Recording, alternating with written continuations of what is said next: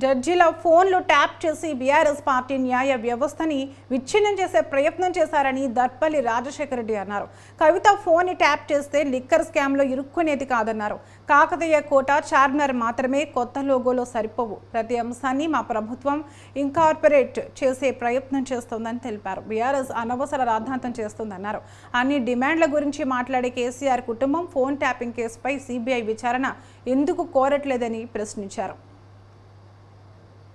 రాష్ట్రంలో ఒక డిస్ట్రాక్షన్ అంటే జరిగిన అన్యాయాన్ని ప్రశ్నిస్తుంటే దాని పక్కదారి పట్టించడానికి కేసీఆర్ అండ్ ఫ్యామిలీ పన్నుతున్న పన్నాగంలో మరో భాగం చిహ్నం మీద జరుగుతున్న రాజకీయం, పాట మీద జరుగుతున్న రాజకీయం, ఎన్నో రాజకీయాలు చేస్తారు. ముందుగా మీకు అందరికీ తెలియాల్సిన విషయాలు మీ అందరికీ తెలుసు. ఈరోజు ఎంత దిగజారిపోయిందంటే కేసీఆర్ అండ్ ఫ్యామిలీ గత ప్రభుత్వంలో ఉన్న పోలీస్ వ్యవస్థని యూజ్ చేసుకుంటూ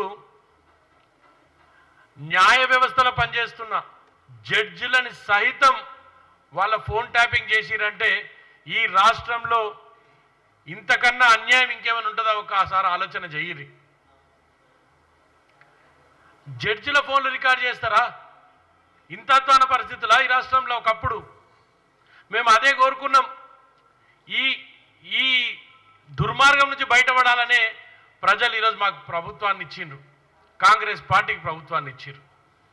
నేను ఒకటే అడుగుతున్నా కేసీఆర్ గారిని, ఏ ముఖం పెట్టుకొని ఈరోజు ఆంధ్రప్రదేశ్ ఈ తెలంగాణలో అవతరణ దినోత్సవం వేడుకలు మేము కూడా చేస్తాం అంటున్నాం.